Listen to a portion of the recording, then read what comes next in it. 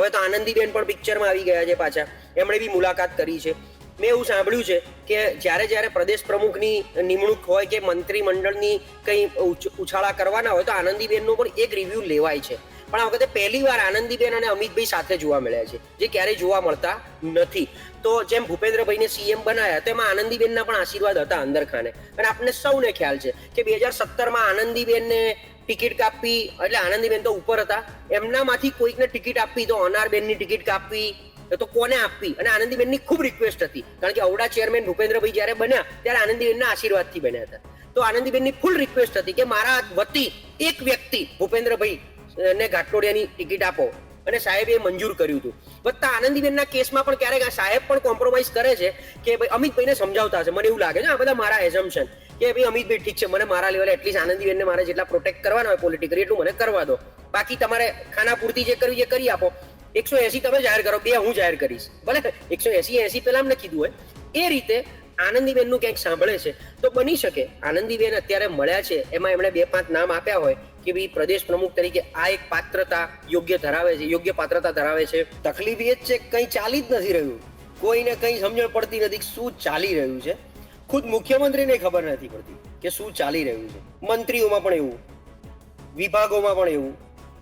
મંત્રીઓનું એમના વિભાગના સચિવોને જે કરવું છે એ જ કરે છે. સચિવ મંત્રીને ના ગાંઠે, મંત્રી સચિવને ના ગાંઠે. એટલે પેલું નથી કે ગાંડું ના ગણે ગામને, ગામ ના ગણે ગાંડાને. ભાજપમાં કોઈની પાછી એવી હિંમત નથી કે અમિતભાઈને કે મોદી સાહેબને એમ કે સાહેબ જેને આપવો એ પણ જાહેર તો કરો, કારણ કે જાહેર કરશો તો સંગઠન બનશે, એ વ્યક્તિ એનું એક માળખું બનાવશે, કામગીરી ચાલુ થશે. અત્યારે તો કાર્યકરો બિચારા શરમ ના માર્યા. તમારે સુધારો જોવો હોય કે શું થશે તો સરકાર જ બદલવી પડે, એના સિવાય કોઈ છૂટકો નથી. અને એનું એક પાયલોટ પ્રોજેક્ટ બી જનતાએ કરવો હોય તો કોર્પોરેશન આવે છે. અમદાવાદ, બરોડા, સુરત, રાજકોટ મહાનગરપાલિકા આવે છે. એકવાર એ બદલીને જોઈ જુઓ એટલે તમને વધારે ભરોસો બેસી જાય. હવે હદ કરી, હવે આ ઉપર બેઠેલા નરેન્દ્રભાઈએ અને અમિતભાઈએ હદ કરી નાખી. ના એમના સંગઠનની સામું જોવે છે, ના મંત્રીમંડળની સામું જોવે છે, ના કાર્યકરોની સામું જોવે છે. 6 વર્ષ સુધી પ્રદેશ અધ્યક્ષ એકના એક રહી શકે છે અને ભૂતકાળમાં લોકોને એક્સટેન્શન આપેલા છે. તો શું CR પાટીલને 6 વર્ષ પૂરા કરાવવા છે સીધું એક્સટેન્શન નહીં આપીને? પહેલા જે પૂરી થઈ ટર્મ જૂન 2023માં, પછી લોકસભા ચૂંટણી સુધી ચાલુ રાખ્યા, એ જૂન હવે 2025 બી આવ્યું. એટલે કંઈ ના કરો તો જૂન 2026 સુધી CR પાટીલ ઓફિશિયલી રહી શકે છે. મંત્રીમંડળ પહેલા બદલવાનું હશે તો ભૂપેન્દ્રભાઈ હવે કાલ આવે એટલે એમની રીતે એક્શનમાં આવી જશે. અને જો પ્રદેશ પ્રમુખ બદલવાના હશે તો 2-3 દિવસની અંદર જાહેરાત. જો આ 2-3 દિવસમાં જાહેરાત ના થાય તો માની લેવું કે પ્રદેશ પ્રમુખ અત્યારે આપણે એપ્રિલ મહિનામાં બેઠા છીએ, જૂન જુલાઈ પહેલા આવે એવી શક્યતા ઓછી છે. નમસ્કાર મિત્રો, દિલ્હી દરબારમાં મુખ્યમંત્રી ભૂપેન્દ્ર પટેલ આમ તો દર 3 મહિને જવાનું હોય છે, પરંતુ આ વખતે કઈ ચર્ચા અલગ થઈ રહી છે. કારણ કે છેલ્લા લાંબા સમયથી એક વાત છે કે પ્રદેશ પ્રમુખ ક્યારે બદલાય છે. આ વચ્ચે મુખ્યમંત્રી દિલ્હી પહોંચે છે. વાત એ પણ છે કે હવે દિવસો પૂરા થવા નજીક છે, એટલે કે એકાદ અઠવાડિયામાં નવા પ્રદેશ પ્રમુખ આવે તો પણ નવાઈ નહીં, એવી પણ વાતો થઈ રહી છે. રાષ્ટ્રીય સ્તરે પણ ઉથલપાથલના એંધાણ, નવા ચહેરા આવે રાષ્ટ્રીય અધ્યક્ષ તરીકે, તેની પણ સ્થિતિ સર્જાઈ રહી છે. આ તમામ બાબતે વાત કરવી છે. આપણી સાથે વરિષ્ઠ પત્રકાર પ્રશાંતભાઈ ગઢવી જોડાયા છે. સાહેબ, આપનું સ્વાગત છે ગુજરાત તક. સાહેબ, સૌ પ્રથમ તો જણાવો કે ગુજરાત સરકારમાં શું ચાલી રહ્યું છે અને નવા પ્રદેશ પ્રમુખની રાહ જોવામાં આવી રહી છે. તો મુખ્યમંત્રી દિલ્હી જાય, એટલે કે આજે દિલ્હી ગયા છે, તો માની શકાય કે કઈ ચર્ચા થશે અથવા તો નવા પ્રદેશ પ્રમુખ એકાદ અઠવાડિયામાં મળી જાય? તમે એવું પૂછ્યું કે ગુજરાત સરકારમાં શું ચાલી રહ્યું છે. તકલીફ એ જ છે કંઈ ચાલી જ નથી રહ્યું, કોઈને કંઈ સમજણ પડતી નથી શું ચાલી રહ્યું છે. ખુદ મુખ્યમંત્રીને ખબર નથી પડતી કે શું ચાલી રહ્યું છે. કારણ કે એકદમ સરસ મજાના એ કયાગરા ચહેરો છે, સારો યસર વાળા, ઉપરથી આવતા આદેશ સંપૂર્ણ પાલન કરવાના છે. એમનો મૃદુ સ્વભાવ, હસીને લોકો સાથે વાત કરવી, બધા વિઝિટરને સારી રીતે મળવું, જે જાહેર સભામાં જાય ત્યાં પણ કોઈકના નામ જોગ કોઈકની વાત કરી એને લોકોને એક સારું એવું સહાનુભૂતિ આપવી, એક ઇમોશનલ અટેચમેન્ટનું. એ સિવાય કંઈ નહીં કરવું બધાને. મંત્રીઓમાં પણ એવું, વિભાગોમાં પણ એવું. મંત્રીઓનું એમના વિભાગના સચિવોને જે કરવું છે એ જ કરે છે. સચિવ મંત્રીને ના ગાંઠે, મંત્રી સચિવને ના ગાંઠે. એટલે પેલું નથી કે ગાંડું ના ગણે ગામને, ગામ ના ગણે ગાંડાને, આવી એક ગુજરાતીમાં કહેવત છે. એ એકદમ અત્યારે યથાર્થ સાબિત થઈ રહી છે ગુજરાત સરકારમાં. એ જ વસ્તુ બધું સંગઠનમાં લાગુ પડે છે. ગાંડું ના ગણે ગામને, ગામ ના ગણે ગાંડાને. કારણ કે સંગઠનમાં બધાને એવું છે કે હવે આજ બદલાય, કાલ બદલાય, હવે તો પ્રદેશ પ્રમુખ આવી જ જશે. એટલે સી.આર. પાટીલ પોતે જ્યાં સુધી હતા ત્યાં સુધી પેલા લોકસભાનું ઇલેક્શનની વાત હતી, એ પતી ગયું. દિવાળી આવી ગઈ, દિવાળી પછી બદલાય છે, નવરાત્રી પછી બદલાય છે, ઉત્તરાયણ પછી બદલાય છે. 20 જાન્યુઆરી તો જાહેરાત થઈ જવાની હતી, એમાં પાછું નવું આવ્યું. હજી બી લોકોને એવું લાગે છે ક્યાંક ને ક્યાંક કે વિસાવદર બી ખેંચી નાખશે આ લોકો. એટલે સંગઠનમાં કઈ થતું નથી, સરકારમાં કઈ થતું નથી. દિલ્હીના આટા ફેરા મારે છે મુખ્યમંત્રી સાહેબ, એક રિવ્યુના ભાગરૂપે મારે છે. પ્રદેશ પ્રમુખ તો દિલ્હી જ છે, મંત્રી છે, ત્યાંય બેઠા છે.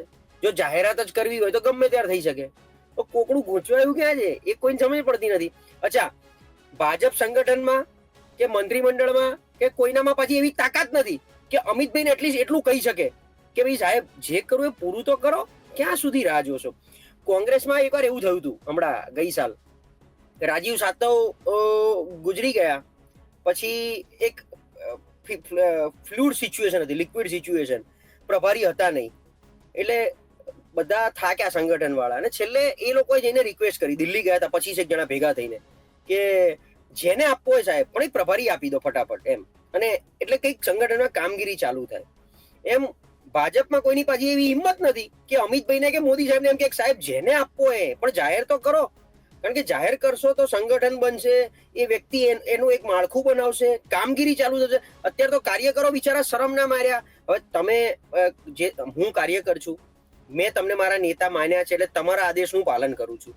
તમારી શરમે મારે બધું અત્યારે કરવાનું છે કે ભાઈ ધાર્મિક ભાઈએ કીધું છે, ચલો જવું પડશે, આજ ને કાલે હાણો ને નવા સંગઠનમાં ધાર્મિક ભાઈ મોટા બનશે તો મને કંઈક લઈ જશે, એટલે બે આંખની શરમે. તો એવા કાર્યકરો કેટલા એમ. એટલે કશું જ ચાલતું નથી. અને હવે બધા એટલું કંટાળે છે. અને ખરેખર હવે તો એવું છે કે તમારે કરવું જ કરો, ના કરવું જ ના કરો યાર. અને જેમ ચાલે જેમ ચાલવા દો. અમે અમારી રીતે માનસિક સ્વીકારી લીધું છે કે તમારા ભાજપમાં કશું થવાનું નથી. અને બનાવશો તોય શું, એટલે બનશે તો શું. ચલો આજે કાલ સવાર જાહેરાત થઈ ગઈ ધાર્મિક ભાઈ વાળા પ્રદેશ પ્રમુખ, એટલે શું રાતોરાત આખી પરિસ્થિતિ બદલાઈ જશે? તો એનું એ જ થવાનું છે. નાનું મોટું ખાલી લોકોને એક અંદર ખાને એક નાની મોટી માનસિક સંતોષ કે આ ચલો ભાઈ એક નવા પ્રદેશ પ્રમુખ આયા, કદાચ 2-4 મીટિંગો લેશે, 2-5 જણને બોલાવશે, એમાંથી કોઈકને તક મળશે, એ વ્યક્તિ આપણો છે તો કદાચ આપણને એક નાની મોટી તક આપે. એટલે થઈ જશે તો રાતોરાત કંઈક આખું વાતાવરણ બદલાઈને જ જવાનું. એટલે કશું જ થતું નથી અને કશું જ થવાનું નથી.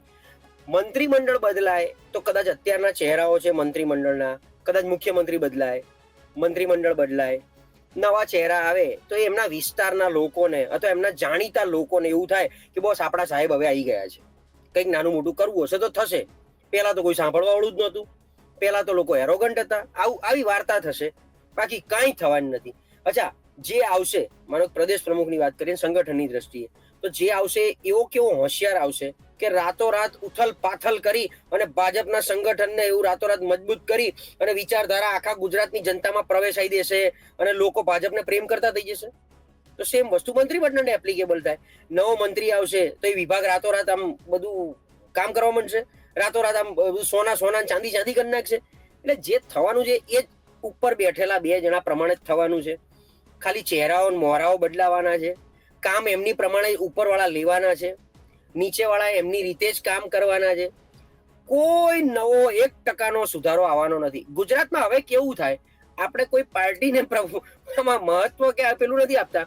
ગુજરાતમાં કંઈ થવું હોય અથવા કંઈક થાય છે એવું જોવું હોય તો તમારે સરકાર બદલવી પડે, તો તમને ખ્યાલ આવે કે જૂનો સારા હતા કે નવો આવનારો સારો છે. આ કમ્પેરિઝન હવે ત્યારે જ શક્ય બનશે, ત્યાં સુધી કશું જ થવાનું નથી. આપણે 2027 ની મજા કરો, જલસા કરો અને વાતો કરો. પ્રજા પીડાતી હશે, એ પીડાતી જ રહેશે. એ પીડાતી પ્રજાનો કોઈ સમાધાન મને ક્યાંય દેખાતું નથી. હું હસીને એમ કહી દઉં તો કદાચ 2 માણસોને નહીં ગમે કે આ શું અહીંયા બેઠો બેઠો ઠોક કરે છે, પણ અમે અંદરની વાસ્તવિકતા જાણીએ છીએ. એટલે તમારે સુધારો જોવો હોય કે શું થશે તો સરકાર જ બદલવી પડે, એના સિવાય કોઈ છૂટકો નથી. અને એનું એક પાયલોટ પ્રોજેક્ટ બી જનતાએ કરવો હોય તો કોર્પોરેશન આવે છે. અમદાવાદ, બરોડા, સુરત, રાજકોટ મહાનગરપાલિકા આવે છે. એકવાર એ બદલીને જોઈ જુઓ, એટલે તમને વધારે ભરોસો બેસી જાય કે અત્યારના એટલે નવા આવે છે એ સારા છે કે જૂના હતા એ સારા હતા, અને બધું ભૂલી જાઓ. તો ભારતીય જનતા પાર્ટી ઓવરઓલ આખા દેશમાં જે રીતે જઈ રહી છે એ કેટલી સારી છે. હિન્દુત્વની વાતો કરે છે, હિન્દુ ધર્મને, હિન્દુ લોકોને બચાવવાની વાતો કરે છે. તો એ રીતે તમને લાગી રહ્યું છે કે તમે મજા કરી રહ્યા છો ભાજપ રાજમાં, તો મજા કરો. તો ક્યાં કઈ બદલાવની રાહ જોવાની જરૂર છે?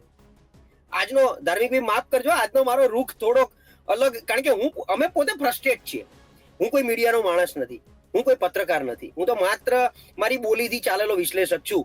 એટલે લોકોને ઓબ્ઝર્વ કરીએ અને અનુભવના આધારે અમે બોલતા હોઈએ છીએ. પણ આજનો મારો રૂખ ફ્રસ્ટ્રેટેડ એટલા માટે છે કે હવે હદ કરી. હવે આ ઉપર બેઠેલા નરેન્દ્રભાઈ અને અમિતભાઈએ હદ કરી નાખી. ના એમના સંગઠનની સામું જોવે છે, ના મંત્રીમંડળની સામું જોવે છે, ના કાર્યકરોની સામું જોવે છે. આ બાજુ કોંગ્રેસ વાળા બિચારા એમની રીતે વિરોધ કરે છે, એમને પકડીને અંદર નાખી દે છે. રાહુલ ગાંધી યુએસમાં જઈને કંઈક બોલે, એની ઉપર પ્રેસ કોન્ફરન્સ ચાલુ કરી દી. પણ આ બધું કરીને છેલ્લે તમે દેશના પ્રશ્નોની વાત ક્યાં કરો છો? જનહિતની વાત ક્યાં કરો છો? ગુજરાતમાં ભરતીની વાતો ક્યાં કરો છો? બેરોજગારીની વાત ક્યાં કરો છો? તમે પેટ્રોલ ડીઝલના પૈસા આટલું બધું ભંડોળ ભેગું કર્યું છે, ભારતીય જનતા પાર્ટી ભંડોળ ભેગું કરે, ટેક્સના પૈસાથી તમે પેટ્રોલિયમ કંપનીનું ભંડોળ મોટું કરો છો, પેટ્રોલમાં 1 રૂપિયો તમે ઘટાડતા નથી. આવાસ યોજનાના કામ કરીને કદાચ બેઘરોને ઘર આપ્યા હશે, હું ના નથી પાડતો. તમે આયુષ્માન કાર્ડ લાવી અને બિચારા સાવ ગરીબ ગરબાઓને 10-10 લાખની આરોગ્યની સુવિધાઓ પ્રોવાઈડ કરી, એની અમે ના નથી પાડતા. તમે રોડ રસ્તા સારા બનાવી નાખ્યા. પણ જવાબદારી વાળી વાત ક્યાં છે? સંકલન વાળી વાત ક્યાં છે? હમણાં વરસાદ આવશે એટલે વળી પાછા તમે જ ધાર્મિક બી મને પાછા ચર્ચામાં લેશો કે આ રોડ ઉપર ખાડા પડી ગયા, કોર્પોરેશન તંત્ર કામ કરતું નથી, પ્રી મોન્સૂન બધું ઠપ થઈ ગયું, કશું થતું નથી.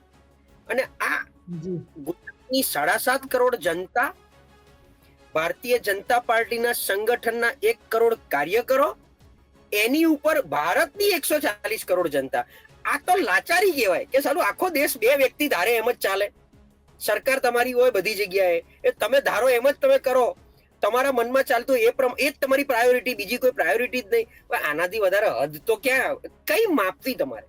જી ધાર્મિક પ્રશાંતભાઈ, વાત તો તમારી સાચી છે, કારણ કે અત્યાર સુધી આપણે વાત કરી ને આજનો મિજાજ થોડો અલગ છે. પણ ફરી મારે એ જ પૂછવું છે, જો છેલ્લા લાંબા સમયથી એ પણ ચર્ચા છે કે ભારતીય જનતા પાર્ટીના રાષ્ટ્રીય સંગઠનમાં પણ કોઈ ફેરફાર થઈ શકે છે, ને સવાલ એ પણ હતો કે પહેલા રાષ્ટ્રીય પ્રમુખ નવા આવશે કે ગુજરાત પ્રમુખ નવા આવશે? તમે છો, બીજા વરિષ્ઠ પત્રકારો છે, તેની સાથે વાત કરવાનો અમારો એક હેતુ જે હોય છે કે અમને કઈ એવી વાત મળે, એવી અંદરની કોઈ માહિતી મળે કે જે લોકોને ના ખબર હોય. બની શકે કોઈ નેતાની અંદર ખાને વાત ચાલતી હોય, તેના કાર્યકર્તાઓ, તેના સમર્થકોને ખબર હોય, તો અત્યારથી જ એ લોકો એની માટે બોર્ડર બનાવવાનું શરૂ કરી દીધું હોય, અત્યારથી જ થોડો પવન બનવા લાગ્યો હોય. તમને શું લાગે છે કે પહેલા રાષ્ટ્રીય પ્રમુખની જાહેરાત થશે કે પહેલા ગુજરાત પ્રમુખની જાહેરાત થશે? ને કોઈ એવો ચહેરો છે કે જેના સમર્થકો અત્યારથી થોડી થોડી વાતો ફેલાવી રહ્યા છે અથવા તો એની માટે બોર્ડર તૈયાર કરી રહ્યા છે? જો ભાજપમાં કોણ બનશે, કોઈ કાર્યકરો કે કોઈ નેતા કે જે બનવાનો એ પોતે બી ન કહી શકે કે મારું નામ આગળ વધે. એ આ જે નામ ચાલે છે ને બધા સ્પેક્યુલેશન્સ છે બધા, બરાબર? ઓકે, હવે મૂળ વાત ખરેખર કન્ટેન્ટ ઉપર આવી જઈએ કે રાષ્ટ્રીય અધ્યક્ષ પહેલા કે ગુજરાત અધ્યક્ષ. જે ભાજપનું બંધારણ પ્રમાણે 19 રાજ્યોમાં જો થાય 50% કરતાં વધારે રાજ્યો, એમાં જ્યારે પ્રમુખ અપોઇન્ટ થઈ જાય તો રાષ્ટ્રીય અધ્યક્ષની જાહેરાત એ લોકોને તરત કરવી પડે. અને 50% રાજ્યો પૂરા કરવામાં 4 રાજ્યો બાકી છે જેના પ્રદેશ અધ્યક્ષની જાહેરાત હજી સુધી થઈ નથી. એવી જગ્યાએ જાહેરાત કરી કે જ્યાં પોલિટિકલી આવનારા 2-3 વર્ષમાં કશું આવવાનું નથી, પોલિટિકલી કંઈ નડવાનું નથી, અથવા એ લોકોમાં ઉપર બેઠેલા સાંસદ સભ્યો વધારે હાવી છે ત્યાંના સ્થાનિક નેતાઓ કરતા, અને એ લોકો એમનું કામ કરેલું છે. તો મૂળ ગુજરાતનું પ્રદેશ અધ્યક્ષ હવે CR પાટીલ સાહેબ પોતે માનસિક રીતે સ્વીકારી છેલ્લા ઘણા સમયથી વિદાય માંગી રહ્યા છે, નીકળવું છે, નવું સંગઠન, નવા તમને પ્રમુખ આવે મળી જશે, આમ છે, આવી વાતો કરી રહ્યા છે. શું એ પોતે બી એટલા ઇન્ટરેસ્ટેડ છે કે એમને ટકી રહેવું છે? કારણ કે એમને જો ટકવું હોય ફરીથી, કારણ કે ભાજપમાં એક પ્રણાલી એવી છે કે 3 વર્ષની ટર્મ એકવાર એક્સટેન્ડ થાય એટલે 6 વર્ષ, 6 વર્ષ સુધી પ્રદેશ અધ્યક્ષ એકના એક રહી શકે છે, અને ભૂતકાળમાં લોકોને એક્સટેન્શન આપેલા છે. તો શું CR પાટીલને 6 વર્ષ પૂરા કરાવવા છે સીધું એક્સટેન્શન નહીં આપીને? પહેલા જે પૂરી થઈ ટર્મ જૂન 2023માં, પછી લોકસભા ચૂંટણી સુધી ચાલુ રાખ્યા, એ જૂન હવે 2025 બી આવ્યું, એટલે કંઈ ના કરો તો જૂન 2026 સુધી CR પાટીલ ઓફિશિયલી રહી શકે છે. 2 વર્ષની એમની ટર્મ પૂરી થાય, 2 વખતની, 3 વર્ષની. તો ઉપરવાળાને ખરેખર એવો ભરોસો હોય કે અત્યારે CR પાટીલ બધું બરાબર ચાલે છે, હમણાં કોઈ ચેન્જ લાવી અને ખોટા જ્ઞાતિગત ઉછાળા ઉભા નથી કરવા, તો આમને આમ ખેંચી શકે છે, ભલે એમની પાસે ઉપર મંત્રીનો પણ હોદ્દો રહ્યો. તો ગુજરાતમાં પ્રદેશ પ્રમુખ બનાવવા માટેનું સમીકરણ શું છે? CR પાટીલને કન્ટિન્યુ કરવા છે, અથવા એમને ના આપણે અત્યારે આપી દઈએ બહાર, એમને ના રાખીએ, તો નવા કોણ? તો જ્ઞાતિગત સમીકરણ જે હમણાંથી બહાર આવ્યું છે કે ખરેખર OBC માંથી આપવા છે, કે હું જે સ્પષ્ટ કહું છું કે BJP બ્રાહ્મણ જૈન પાટીદારમાંથી આપવા છે, તો ચહેરો કોણ? જે ચહેરો લાવો છે એ ફરી પાછો એજ ગ્રુપમાંથી, CR પાટીલના એજ ગ્રુપમાંથી લાવવા છે, કે નવા યુવાન જેમ જીતુભાઈ વાઘાણીને રાતોરાત ઉભા કર્યા હતા એમાંથી લાવવા છે, અથવા એવું કોઈ હોય કે પાછળ એક મોટો ચહેરો હોય, અમિતભાઈ શાહ જેવો, કે જેમનો એકદમ કયાગ્રો નેતા હોય, યુવાન હોય, અને અમિતભાઈની નજરે જોશે. હવે તો આનંદીબેન પણ પિક્ચરમાં આવી ગયા છે પાછા, એમણે બી મુલાકાત કરી છે. મેં એવું સાંભળ્યું છે કે જ્યારે પ્રદેશ પ્રમુખની નિમણૂક હોય કે મંત્રીમંડળની કંઈ ઉછાળા કરવાના હોય તો આનંદીબેનનો પણ એક રિવ્યુ લેવાય છે. પણ આ વખતે પહેલી વાર આનંદીબેન અને અમિતભાઈ સાથે જોવા મળ્યા છે, જે ક્યારેય જોવા મળતા નથી. તો જેમ ભૂપેન્દ્રભાઈને CM બનાયા, તો એમાં આનંદીબેનના પણ આશીર્વાદ હતા અંદર ખાને. અને આપણને સૌને ખ્યાલ છે કે 2017માં આનંદીબેનને ટિકિટ કાપવી, એટલે આનંદીબેન તો ઉપર હતા, એમનામાંથી કોઈકને ટિકિટ આપવી તો અનારબેનની ટિકિટ કાપવી, તો કોને આપવી? અને આનંદીબેનની ખૂબ રિક્વેસ્ટ હતી, કારણ કે અવડા ચેરમેન ભૂપેન્દ્રભાઈ જ્યારે બન્યા ત્યારે આનંદીબેનના આશીર્વાદથી બન્યા હતા. તો આનંદીબેનની ફૂલ રિક્વેસ્ટ હતી કે મારા વતી એક વ્યક્તિ ભૂપેન્દ્રભાઈ ને ઘાટલોડિયાની ટિકિટ આપો, અને સાહેબે મંજૂર કર્યું હતું. વત્તા આનંદીબેનના કેસમાં પણ ક્યારેક સાહેબ પણ કોમ્પ્રોમાઇઝ કરે છે કે ભાઈ અમિતભાઈને સમજાવતા હશે, મને એવું લાગે છે. આ બધા મારા એઝમ્પશન કે ભાઈ અમિતભાઈ ઠીક છે, મને મારા લેવલે એટલીસ્ટ આનંદીબેનને મારે જેટલા પ્રોટેક્ટ કરવાના હોય પોલિટિકલી એટલું મને કરવા દો, બાકી તમારે ખાના પૂરતી જે કરવી એ કરી આપો. 180 તમે જાહેર કરો, 2 હું જાહેર કરીશ, ભલે 180 પેલા અમને કીધું હોય. એ રીતે આનંદીબેનનું ક્યાંક સાંભળે છે તો બની શકે આનંદીબેન અત્યારે મળ્યા છે, એમાં એમણે 2-5 નામ આપ્યા હોય કે ભાઈ પ્રદેશ પ્રમુખ તરીકે આ એક પાત્રતા યોગ્ય પાત્રતા ધરાવે છે, આ વ્યક્તિને મંત્રીમંડળમાં મૂકી શકાય, આનું આવું પીઠબળ છે, આની પાછળ આવું એક લોજિક છે, જ્ઞાતિગત લોજિક, આવા બધા લોજિક સમજાઈને આનંદીબેને કદાચ એમના વ્યૂ મૂક્યા હોય, એ વ્યૂ સાહેબના મગજમાં ઉતર્યા હોય. આજે ભૂપેન્દ્રભાઈને બોલાવી દિલ્હી અને આ ચર્ચા કરી હોય કે ભાઈ આવી વાતો આવી છે, અથવા અમે આની ઉપર ઓલમોસ્ટ ક્લોઝ કરવા જઈએ, તમે સમજી લો અને જોઈ લો. અથવા એવું પણ બને કે ભાઈ મુખ્યમંત્રી જ બદલવાનો, તો આજે એમને બોલાવીને કહી દીધું કે 2-3 દિવસમાં રાજીનામું મૂકી દો. આ બધું જ અગેન એઝમ્પશન. તો આવનારા અઠવાડિયામાં તો મંત્રીમંડળ પહેલા બદલવાનું હશે, તો ભૂપેન્દ્રભાઈ હવે કાલ આવે એટલે એમની રીતે એક્શનમાં આવી જશે. અને જો પ્રદેશ પ્રમુખ બદલવાના હશે તો 2-3 દિવસની અંદર જાહેરાત. જો આ 2-3 દિવસમાં જાહેરાત ના થાય તો માની લેવું કે પ્રદેશ પ્રમુખ હમણાં અત્યારે આપણે મે મહિનામાં, એપ્રિલ મહિનામાં બેઠા છીએ, જૂન જુલાઈ પહેલા આવે એવી શક્યતા ઓછી છે. તમે પહેલા જે વાત કરી હતી કે વિસાવદરની ચૂંટણી, એટલે પેટા ચૂંટણી જે કડી વિસાવદરની ચર્ચાઈ રહી છે, તો એ CR પાટીલના નેતૃત્વમાં લડાય તેવી શક્યતા કેટલી? જેમ કે શક્યતા વધારે છે કે શક્યતા એ છે વધુ કે ભાઈ નહીં, નવા પ્રમુખના નેતૃત્વમાં લડાશે? શક્યતામાં એવું છે કે વિસાવદર એક બહુ મોટો કોયડો છે.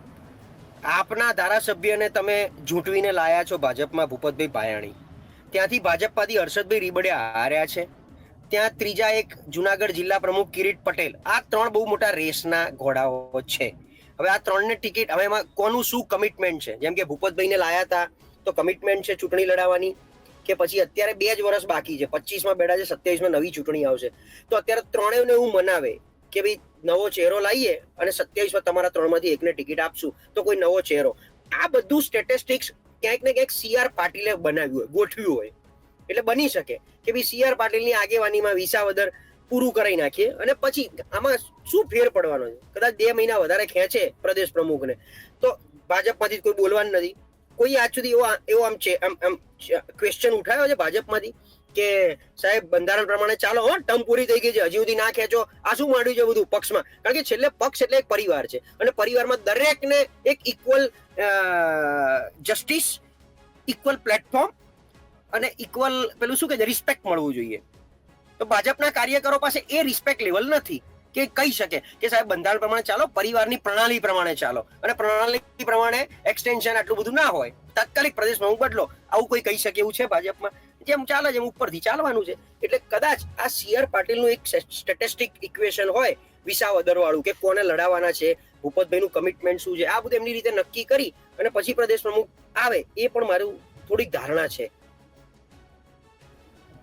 સંઘનો દબદબો વધુ રહેશે, સંઘ દબદબા માટે મથી રહ્યું છે, સંઘ કહે એ જ રાષ્ટ્રીય પ્રમુખ આવે, સંઘ કહે એ જ પ્રદેશ પ્રમુખ આવે, એ માટે સમય લાગી રહ્યો છે, એ પ્રકારના સમાચાર પણ ચાલી રહ્યા છે. તમને શું લાગે છે, કેટલી સચ્ચાઈ છે આમાં? આગલી વાતમાં એક વાત મારી ઉમેરવાની રહી ગઈ કે રાષ્ટ્રીય અધ્યક્ષની પણ આપણે ચર્ચા કરતા હતા, એ હું ભૂલી ગયો કહેવાનું. હવે રાષ્ટ્રીય અધ્યક્ષમાં એવું છે કે જેપી નડ્ડાને સેમ સીઆર પાટીલની જેમ એક્સટેન્શન, લોકસભાનું ઇલેક્શન, એ પછી ખેંચતા ગયા. ઉપર બી એમને યસ સર જોઈએ છે. પ્રધાનમંત્રી એકચ્યુઅલી સંગઠનને સરકારને આમ લેવા દેવા હોતો નથી, પણ પ્રધાનમંત્રીની વિચારધારા પ્રમાણે ચાલે એવા રાષ્ટ્રીય અધ્યક્ષ એમને જોઈએ છે. યસ સર વાળા જોઈએ છે, જેમ જેપી નડ્ડા હતા, અમિતભાઈ હતા. તો એવો કોઈ સ્ટ્રોંગ ચહેરો માનો કે મળતો નથી. અને બધા એવું કહે છે સંઘ આવી છે. હું ડિજિટલ મીડિયાના ઘણા પ્લેટફોર્મ પર આ સાંભળી રહ્યો છું. સંઘ ક્યાંક સંજય જોશી, વસુંધરા રાજે, શિવરાજસિંહ ચૌહાણ, ખટ્ટર સાહેબ, મનોહરલાલ ખટ્ટર, ધર્મેન્દ્ર પ્રધાન, આ બધાના નામ આપી રહ્યા છે. વત્તા અધ્યક્ષ તરીકે એમ કે ભાઈ સાઉથનો ચહેરો આવે તો સાઉથમાં પેનિટ્રેશન ભાજપનું વધે. આ બધું પણ આ બધી હવાઈ કિલ્લાની વાતો થોડીક એટલે લાગે છે કે આપણને એવું બહારથી લાગે છે કે સંઘ મોદી સાહેબને દબાઈ રહ્યું છે. શું એ શક્ય છે? કારણ કે હું ભારતીય જનતા પાર્ટીના ભગવાન અટલ બિહારી વાજપેયીને માનું છું. વાજપેયીથી મોટો ચહેરો ભારતીય જનતા પાર્ટીમાં ન આવ્યો છે, ન આવશે 50 વર્ષ સુધી. તો વાજપેયીની આટલી બધી નિખાલસતા, એકદમ એમના જેવો સરળ માણસ ભાજપમાં કોઈ નહોતા. તો પણ વાજપેયીના નેતૃત્વમાં ક્યારેય બીજેપીએ 200 સીટ ક્રોસ નથી કરી દેશવ્યાપી. જ્યારે મોદી સાહેબના પોતાની ગમે તેવી આવડત અણઆવડત, એમની પેલી એક પકડના પ્રમાણે 303 પણ આવી, 282 પણ આવી અને 240 આવી. વત્તા તમે જુઓ તો નીતિશ અને નાયડુ હલી નથી શકતા સાહેબને પૂછ્યા વગર, ગમે તેવું થાય. જ્યારે વાજપેયીના કેસમાં ગઠબંધનના સાથી પક્ષો વાજપેયીજીને બહુ જ બ્લેકમેલ કરતા હતા, ઇમોશનલી બ્લેકમેલ કરતા હતા. અને વાજપેયીજી એમની આગળ શરમ ભરીને સરકાર ગુમાવી છે. જ્યારે મોદી સાહેબ નીતિશ કે નાયડુનું નહીં માનીને સરકાર નહીં પડવા દે 5 વર્ષ સુધી, 29 સુધી અકબંધ રાખશે, તો સરકાર ચાલુ રહે. ભારતીય જનતા પાર્ટીની એમાં રસ હોય આરએસએસ ને કે પછી મોદી સાહેબ પ્રણાલીની બહાર જાય છે અને મોદી સાહેબ ને અમિત શાહ ને હવે નથી ગાંઠવાના, સંઘ પ્રમાણે કામ કરશે એટલે સંઘ કહેશે કરવું પડશે, માને કે ના માને અમે રાષ્ટ્રીય અધ્યક્ષ જાય, એવી સંઘ પણ કરી શકશે ખરું? આ એક લોજિકલ ક્વેશ્ચન છે મારો. નહીં કરી શકે. તો એવું બને કે મોદી સાહેબને બોલાઈ સંઘ એમને એવું સમજાવતું હોય કે ભાઈ આ 3, 4, 5 ચહેરા છે જે સંઘ અને ભાજપના છે, તમે આ ગમે છે અથવા તમારું નામ આપ્યું, જેમણે કે મોદી સાહેબને મનોહરલાલ ખટ્ટર પ્રત્યે થોડું વધારે એક સોફ્ટ કોર્નર છે અધ્યક્ષ બનાવવામાં. ખટ્ટર સાહેબ અને બીજા ધર્મેન્દ્ર પ્રધાન, આ 2 જણા. ધર્મેન્દ્ર પ્રધાન એકદમ યસ સર વાળા માણસ, જેપી નડ્ડા કરતા પણ એક સ્ટેપ નીચે. યસ સર, એ પૂછે એટલું જ પાણી પીશે, બરાબર છે. તો એમને બનાવવા હોય તો મોદી સાહેબ બી ત્યાં જઈને કન્વિન્સ કરી શક્યા હોય ઇઝીલી કે આ ધર્મેન્દ્ર પ્રધાન છે અથવા ખટ્ટર સાહેબ છે અથવા કોઈ એમને જે ત્રીજું નામ હોય, સપોઝ મોદી સાહેબ નામ આપવા ગયા હોય કે ભાઈ આ નામ છે અને તમે વિચારી લો, તમે હા ભરી લો એટલે આપણે અહીંયા જાહેરાત કરી દઈએ.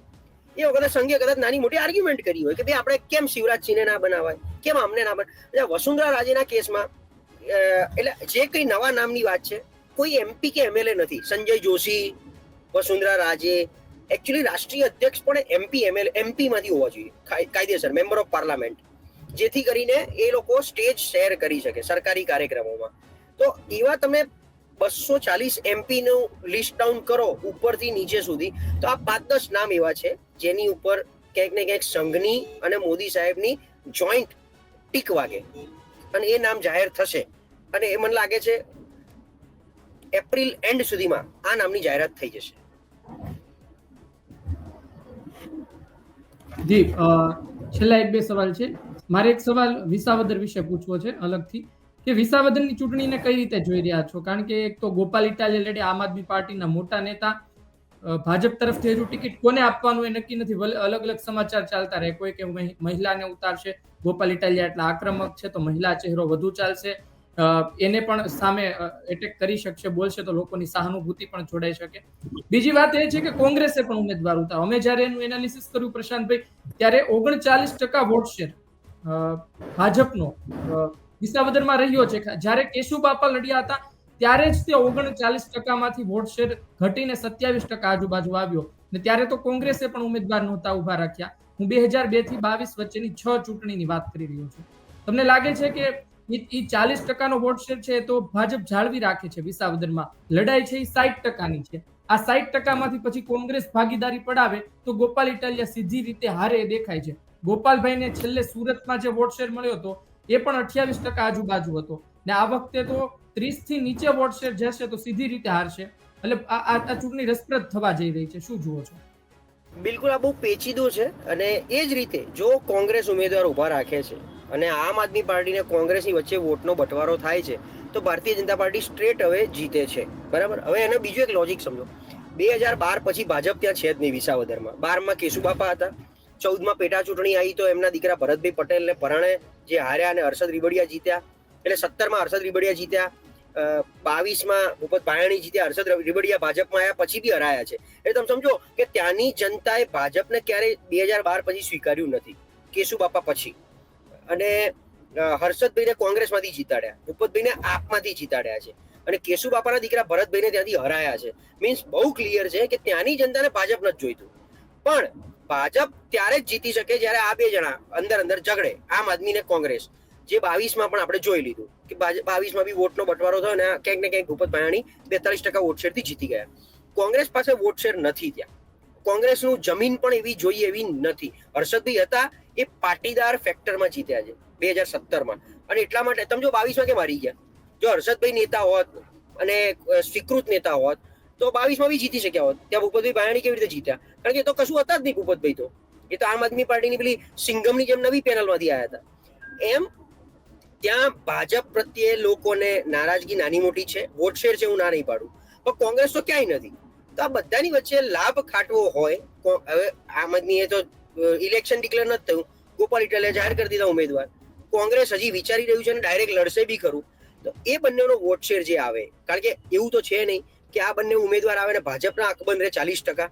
કદાચ એવું પણ થાય કે કોંગ્રેસ કોઈ સારો લેવા પટેલ ઉમેદવાર આપે અને એ લેવા પટેલ ખેંચાય અને ભાજપનો 40% વોટ શેર 30% થઈ જાય તો ગોપાલ ઇટાલિયા અને કોંગ્રેસના ઉમેદવાર વચ્ચે કસમે કસ ચાલે અને 2%થી કોંગ્રેસનો ઉમેદવાર જીતે.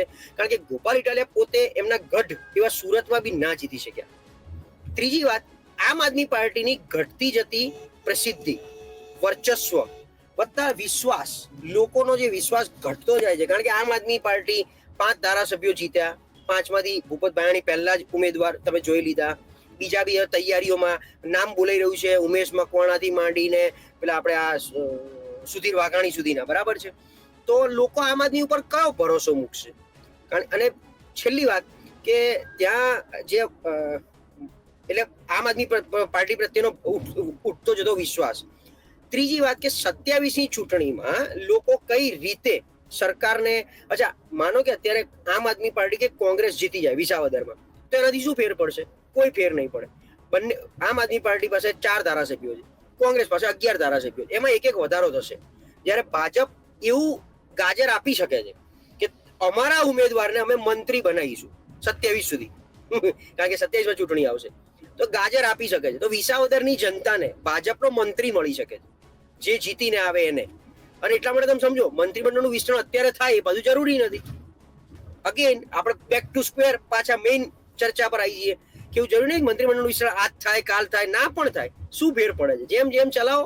નથી એવો કોઈ વિરોધ, નથી એવી કોઈ નારાજગી, નથી પ્રજા રોડ ઉપર આવી કે ભાઈ અમને આ બધું હટાઈ નાખો, રોજ આવા અણબનાવો બને છે, અમને પાછું મંજૂર નથી, તમે હટો નહીં અમે તમને હટાઈ દઈશું, એવું તો કઈ છે નહીં વાતાવરણ.